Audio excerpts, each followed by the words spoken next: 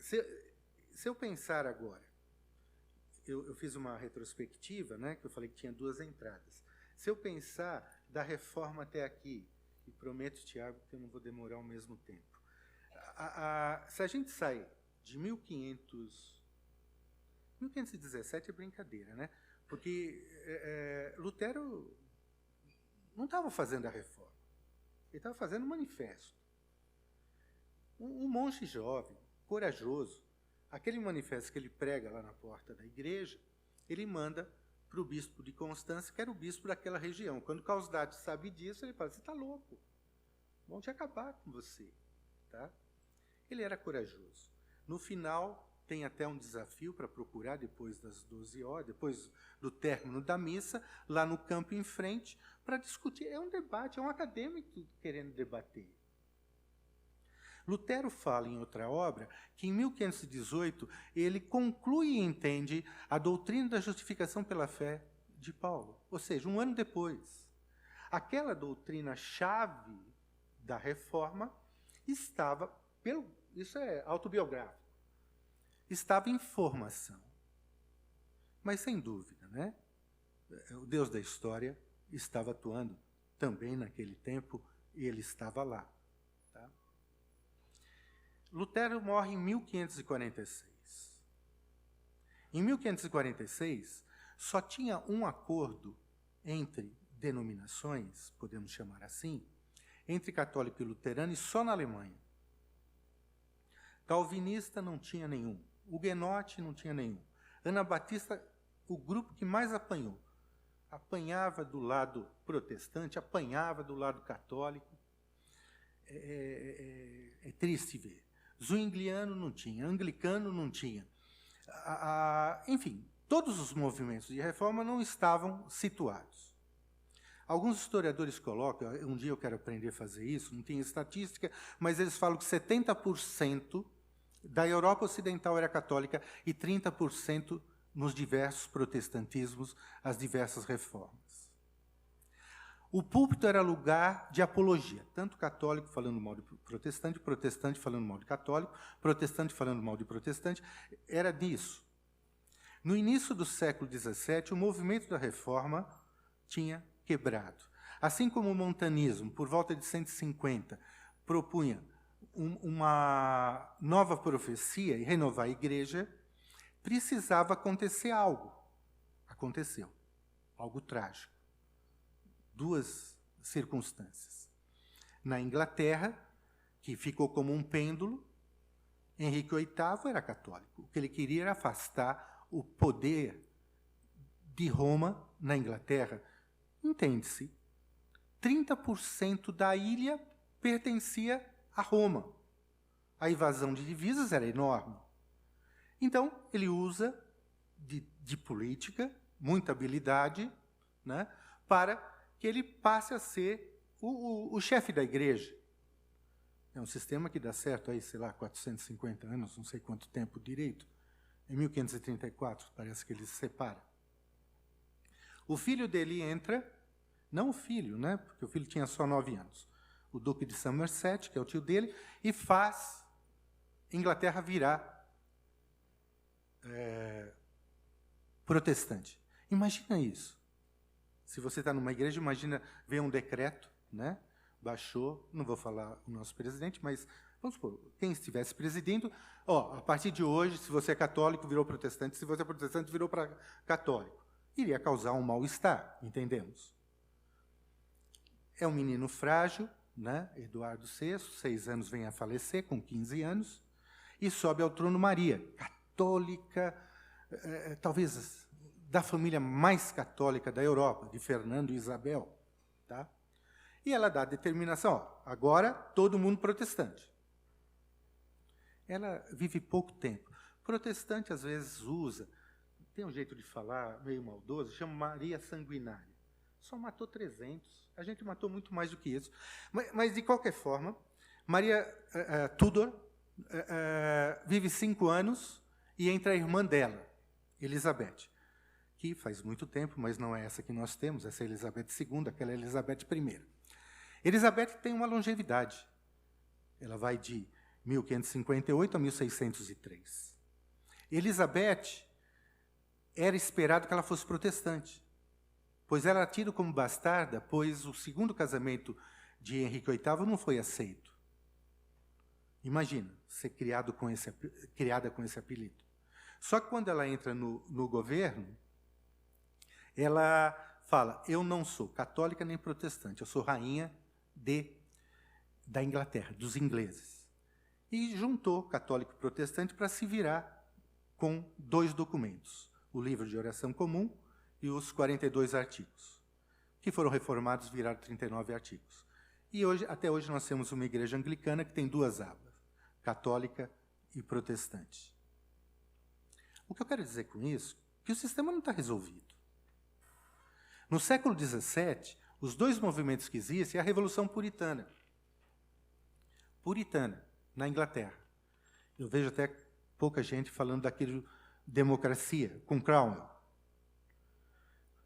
Eles foram tão duros, eram independentes, pastor. Eles foram tão duros que eles falaram, volta o rei. A gente era feliz e não sabia. Tá? E tem a Guerra dos 30 anos, 1618 e 38, eu aqui acabo, que o Fernando, quando ele levanta na cadeira, está na hora de eu parar. Então, de 1618 a 1638, foi o grande conflito da Europa, a última guerra de religião na Europa, entre o Sacro Império Romano e as nações católicas, contra, primeiro, Boêmia, Morávia, perdeu do Sacro Império. Entrou a Dinamarca luterana, perdeu do Sacro Império. Entrou a Suécia luterana e estava para vencer, e a França católica se junta com a Suécia luterana contra o Sacro Império. Suécia e França, protestante e católica, é guerra de religião. Não é que é final do dia e eu estou confundindo, não. É católico e protestante contra o Sacro Império. A Dinamarca luterana se junta com o Sacro Império contra a Suécia luterana com França católica. Caiu as escamas dos olhos. O problema não era religião. Era político, territorial, dinástico. E isso está no mesmo barco. Os católicos fizeram reforma sim, só que chamou contra-reforma. Uma reforma tão boa que demorou 300 anos para fazer o próximo concílio, em 1870, Vaticano I. Claro, teologia deles, eu posso dizer, que não estou do lado católico. Teve que pensar, aqui quebrou o protestantismo. Mas lembra, igreja reformada sempre se reformando? Nas cinzas da Guerra dos 30 anos e do desencanto protestante, surge Felipe Jacó Spener com o pietismo. Lá dos puritanos, do centro, que não deu certo, Cromwell, um grupo que tinha ido para a Holanda, atravessa o oceano, num barquinho casquinha de nós, chamado Mayflower, e funda as colônias na Nova Inglaterra.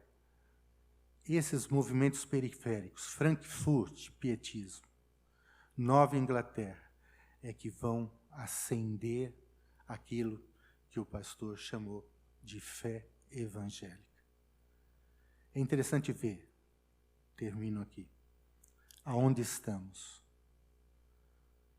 como igreja, como pessoa, como nação, e censurar aquilo que não está nos marcos da reforma, que é o movimento de Jesus. Particularmente, não acredito que Jesus veio deixar uma igreja. Ele veio deixar um grande movimento. As igrejas são articulações necessárias para seguir esse movimento, com muita leveza e sem o domínio que tão bem expressou o pastor Ariovaldo Ramos, quando falou do religiosismo. Ok. A gente tem ainda um tempo, não muito, para abrir para perguntas, e isso acho que é extremamente salutar, né, num trabalho como esse. Alguém gostaria de fazer um questionamento? As perguntas vão ser dirigidas ao Ariovaldo, que é o palestrante da noite. Pois não.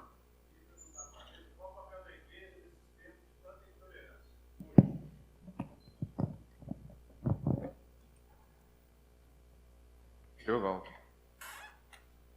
Qual igreja? O movimento. A fé evangélica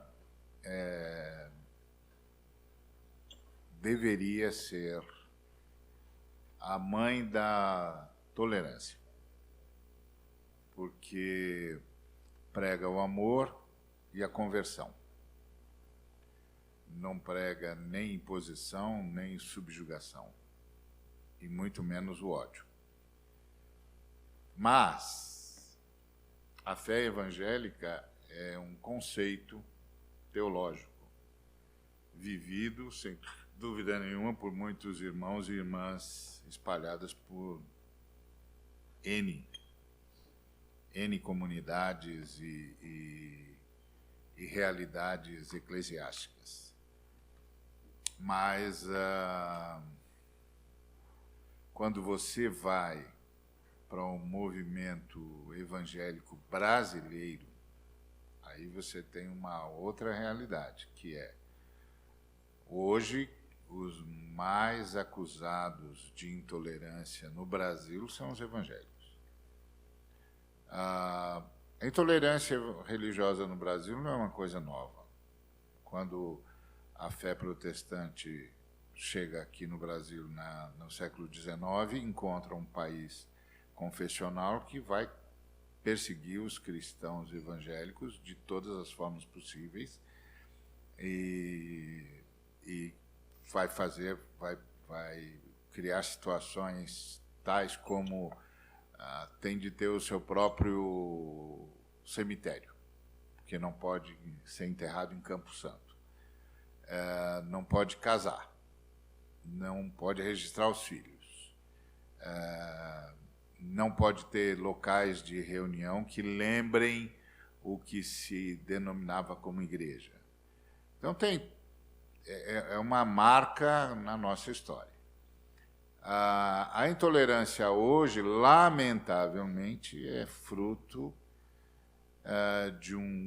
de uma fé evangélica que cresceu, um religiosismo evangélico, na verdade, que cresceu de forma assustadora, mas que tem muito mais uma cultura autoritária e eclesiocêntrica, clericalista, embora os títulos clericais sejam os mais diversos possíveis, e que tem um compromisso cada vez maior com o poder, ou com a assunção ao poder. E todo mundo que quer a assunção ao poder tem de buscar algum tipo de hegemonia e tem de escolher e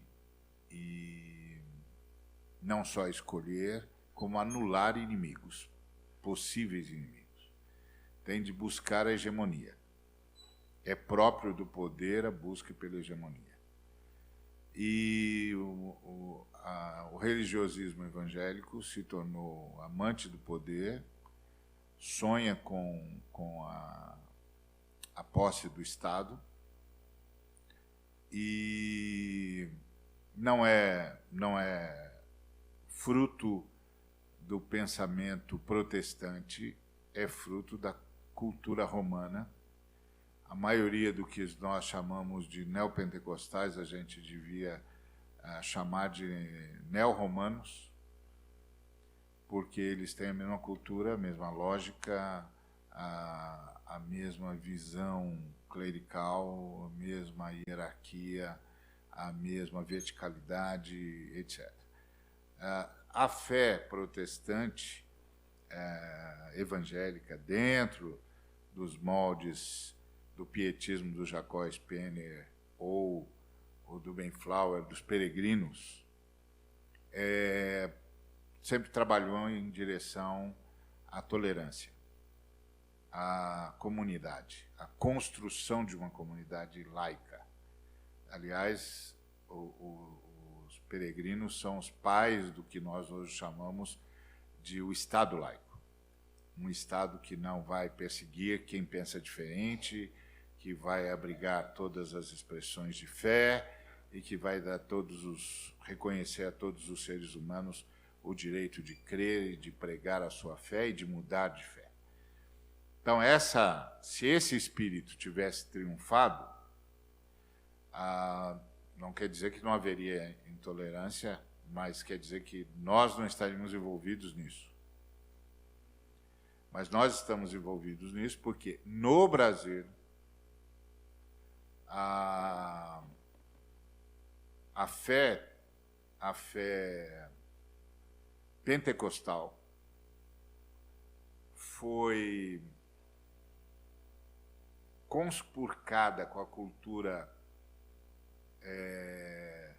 dos coronéis, que é uma cultura eminentemente romana, a ideia da hierarquia, a ideia da verticalização, e com vocação ao poder. Com a chegada do neopentecostalismo, essa distorção foi agravada pela proclamação do capitalismo como ideologia cristã. Então, à medida em que o capitalismo é aclamado como ideologia cristã, você tem uma confluência muito perigosa. O amor ao poder, uma vocação ideológica, um desejo por possuir o Estado, e a fé cristã no Brasil cai da transcendência e vem para a moralidade. A visão de pecado muda. Pecado para os cristãos não é moral, é existencial. Para os cristãos, a espécie humana saiu do estado de adoração para o estado de rebelião. E uma vez no estado de rebelião, tudo que a espécie humana consegue fazer é pecar. Contra Deus, já está em estado de rebelião. E entre os homens. A gente, ao invés de trabalhar essa lógica de que o pecado na fé cristã é esse estado de rebelião, do qual não se pode sair sem o novo nascimento, a gente reduziu o pecado a uma relação moral, a uma questão meramente moralista. Isso virou uma pauta política.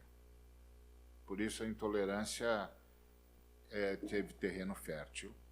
Não é um subproduto da Reforma Protestante, na minha opinião, é o desvio radical em relação à Reforma Protestante. Eu diria, inclusive, que grande parte do que nós chamamos de igreja evangélica no Brasil é, no mínimo pós-protestante.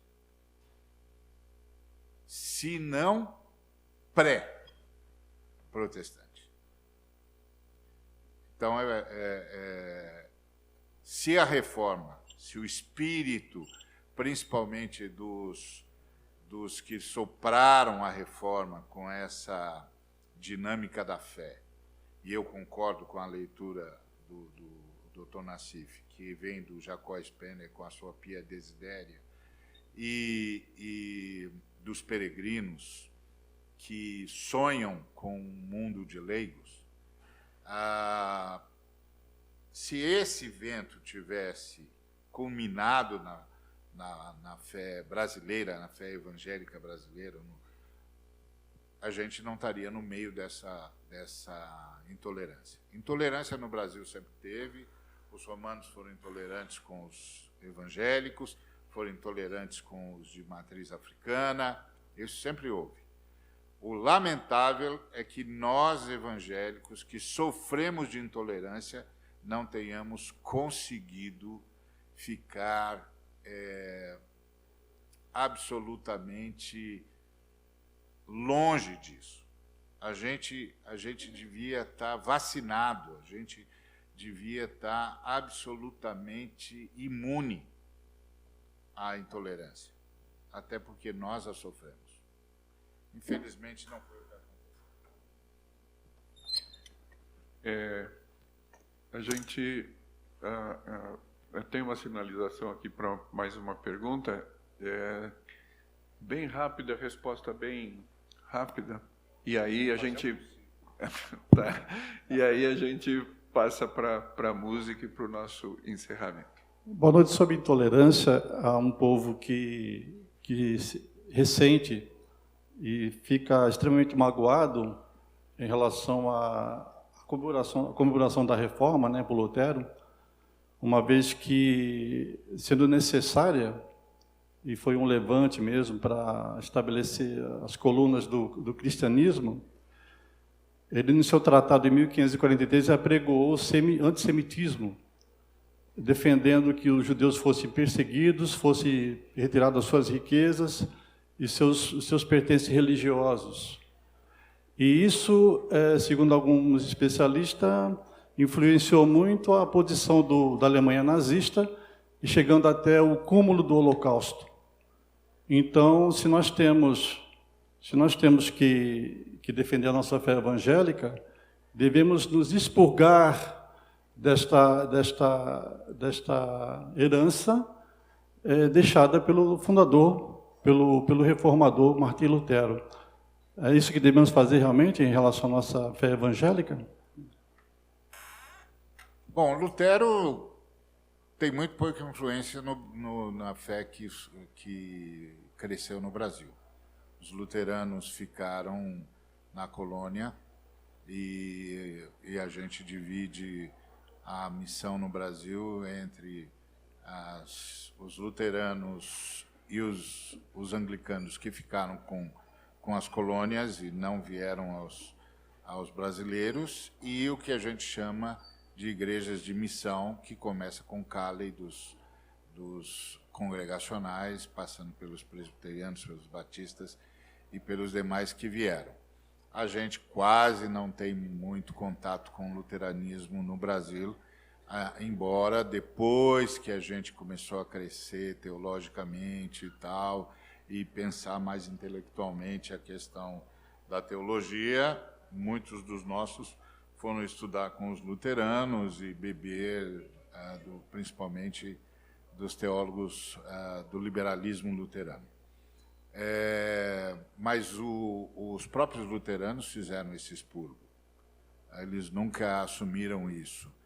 E na minha opinião, aí o Nassif, que é historiador, pode dizer isso muito melhor do que eu, na minha opinião, ligar o nazismo a Lutero é uma coisa meio forçada, porque o Lutero é um homem da sua época, ele está numa determinada visão escatológica complicada que nenhum de nós abraçou, não é? Ninguém abraçou a escatologia luterana.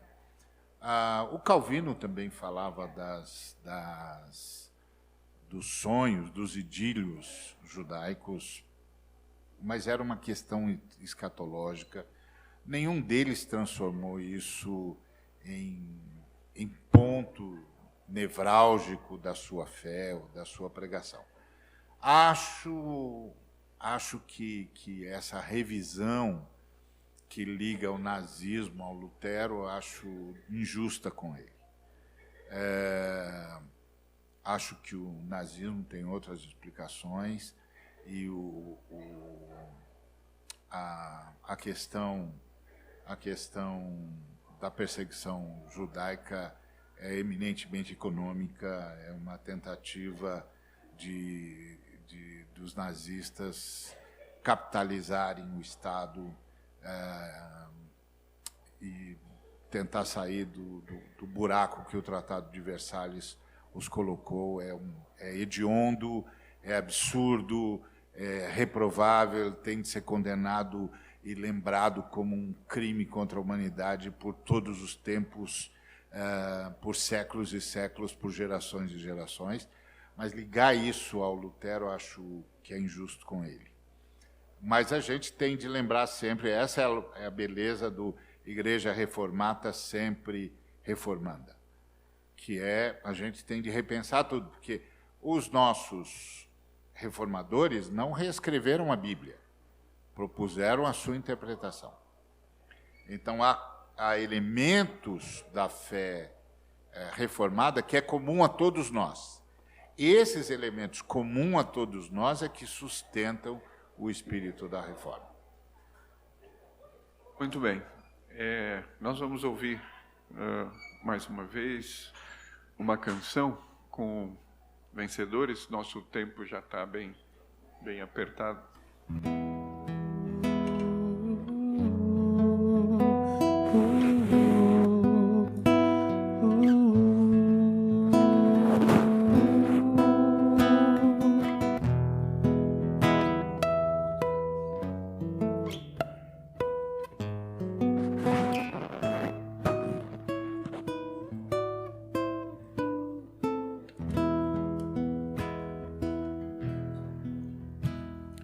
Da multidão dos que creram, era só um coração e alma, uma somente, uma semente, somente uma esperança brotando dentro da gente. Nosso era o pão cada dia, nossa santa folia. O que se parte, reparte a própria vida. Galho ligado à parreira, vida em comum verdadeira.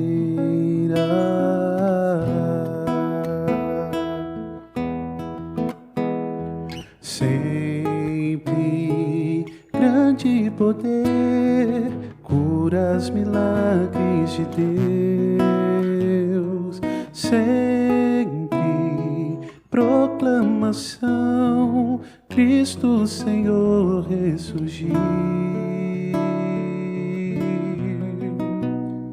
Da multidão dos que creram, era só um coração e alma, muita alegria, singela vida.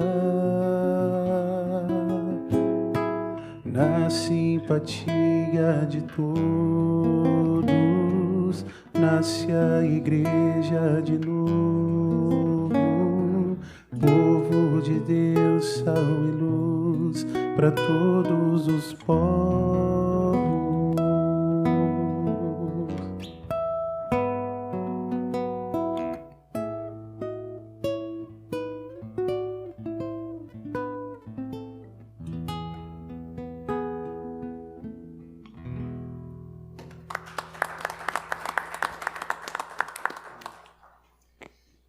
Muito bom, agradeço ao professor Bortoleto, ao doutor Nassif, ao pastor Ariovaldo Ramos pela presença, a presença de todos vocês. Lembrando mais uma vez que a TV Alesp tem gravado, então as programações aqui são passadas ao vivo. O Instituto Ângelos ele vai depois compilar esses vídeos para ficar à disposição de todo mundo. É importante a gente buscar o conhecimento. Talvez seja um motivo para um outro debate, uma outra palestra, onde que nós perdemos esse desejo pelo saber, pela intelectualidade, o conhecimento, né? E foi muito importante mesmo a participação dos nossos componentes da mesa. Agradeço ao Vencedores por Cristo pelo momento de louvor que tanto nos edificou essa noite. Deus abençoe a vida de vocês. Sábado vocês já estão convocados novamente para o nosso culto de encerramento. queremos também ter todos aqui. Em nome do deputado Luiz Fernando Teixeira, que é o proponente da lei da qual nós estamos aqui usufruindo com essa temática, uma temática desafiadora, e é mais um motivo de gratidão a Deus pela vida dele, por ter possibilitado a nós estarmos discutindo esse tema tão relevante nos nossos dias, e que Deus possa nos abençoar. Amanhã nós vamos discutir um tema também polêmico, né, nos nossos dias, que são questões sociopolíticas. Então todos estão convidados para virem participar. E eu queria, acho que posso, né, Júnior, pedir novamente para os vencedores. Eu tenho que perguntar se eu posso, porque ontem eu já expliquei que tem uma questão regimental. Então, não sei até onde a gente pode ir, até onde a gente fica tranquilo, mas já que quebrei ontem, quebrou de novo, né? Então eu queria pedir para os vencedores por Cristo nos elevar a Deus com mais um cântico, e aí, terminando o cântico, está encerrado o nosso momento aqui. Deus abençoe a todos.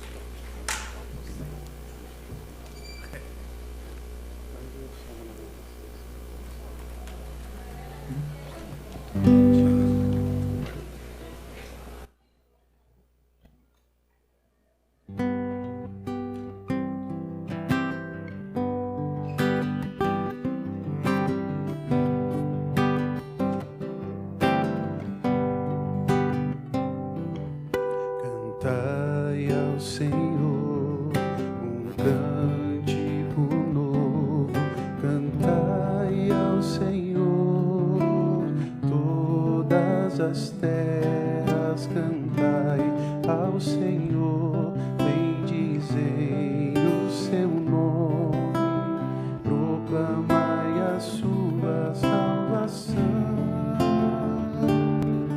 anunciai entre as nações a tua glória, entre todos os povos as suas maravilhas, porque grande é o Senhor, o indigno de ser louvado, mais terrível do que falsos deuses,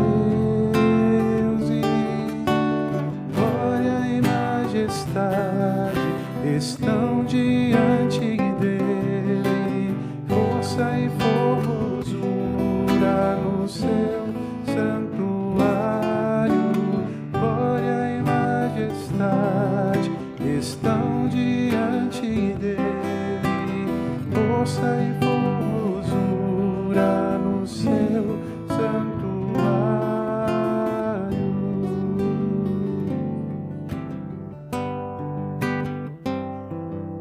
Cantai ao Senhor um cântico novo, cantai ao Senhor todas as terras, cantai ao Senhor, bendizei o seu nome, proclamai a sua salvação.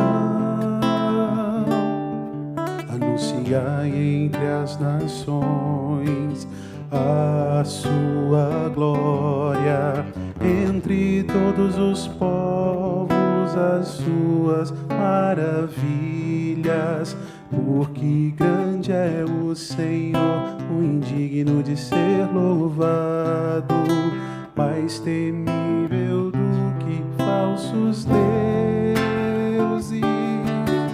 glória e majestade estão diante dele, força e formosura no seu santuário, glória e majestade estão diante dele, força e formosura no seu santuário.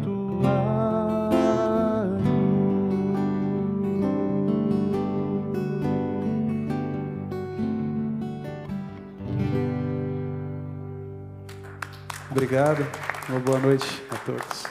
Deus abençoe.